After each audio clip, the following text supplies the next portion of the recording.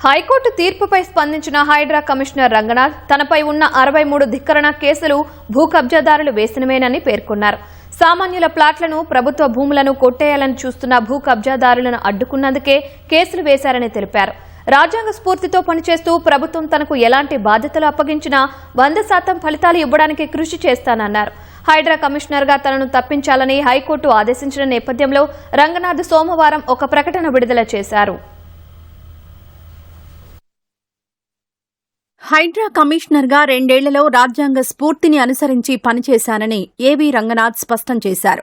ఈ క్రమంలో మార్కెట్ విలువ ప్రకారం 1,50,000 కోట్ల విలువైన ప్రభుత్వ ఆస్తులు, చెరువులు, పార్కులు రక్షించామని ప్రకటనలో పేర్కొన్నారు. 6 చెరువులు పూర్తి స్థాయిలో పునరుద్దరించగా మరో 20 చెరువుల పునరుద్దరణ పనులు శరవేగంగా జరుగుతున్నాయని వివరించారు. బడాబాబులు ఆక్రమించిన 100 చెరువులు, పార్కులు, 1000 ఎకరాల సర్కార్ భూములను హైడ్రా వెనక్కి తెచ్చి ప్రభుత్వానికి అప్పగించిందని వెల్లడించారు. భూమాఫియా, భూ కబ్జాదారులు తప్పుడు సమాచారంతో న్యాయస్థానాలను తప్పుదోవ పట్టిస్తున్నారని రంగనాథ్ తెలిపారు. లోతుకుంటలో 10,000 కోట్ల విలువైన భూమిని శాంతా శ్రీరామ్ అనే స్థిరాస్తి సంస్థ కొట్టేయాలని చూసిందన్న రంగనాథ్ అనుమతులు లేకుండా ఎన్నో ఏళ్ల నాటి గుట్టలను పేల్చివేసి 100 చెట్లను ధ్వంసం చేసిందన్నారు. సేవ్ ద రాక్ సొసైటీ, పర్యావరణవేత్తలతో పాటు స్థానికులు ఇచ్చిన ఫిర్యాదుల ఆధారంగా హైడ్రా రంగంలోకి దిగిందన్నారు. ఎక్కడో 3 కిలోమీటర్ల దూరంలో ఉండాల్సిన భూమిని ఇక్కడ ఉన్నట్లు చూపించారన్నారు. 120 ఎకరాల ప్రభుత్వ భూమిలోకి ప్రవేశించి ఆక్రమించి తనపై న్యాయస్థానంలో ధిక్కరణ కేసు వేసిందన్నారు.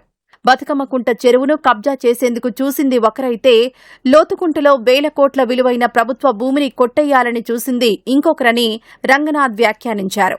సామాన్యుల ప్లాట్లు కొట్టేసి బడా కాంప్లెక్స్లు నిర్మించాలని చూసింది మరొకరైతే, 1000 సంఖ్యలో ఉన్న సింగరేణి కార్మికుల ప్లాట్లు కొట్టేయాలని చూసింది వేరొకరని చెప్పారు. మాఫియాగా చలామణి అవుతూ 1,000 కోట్ల విలువైన సామాన్యుల ప్లాట్లు, ప్రభుత్వ భూములు ఆక్రమించింది ఇంకొకరని వివరించారు. వీరందరికీ హైడ్రా కమిషనర్గా అడ్డుపడ్డమే తాను చేసిన తప్పన్న రంగనాథ్ 63 ధిక్కరణ కేసులు వారు వేసినవేనని తేల్చి చెప్పారు. న్యాయస్థానాలంటే పూర్తి నమ్మకం ఉందన్న ఆయన చట్టబద్దంగానే కోర్టు ధిక్కరణ పిటిషన్లను ఎదుర్కొంటారని స్పష్టం చేశారు.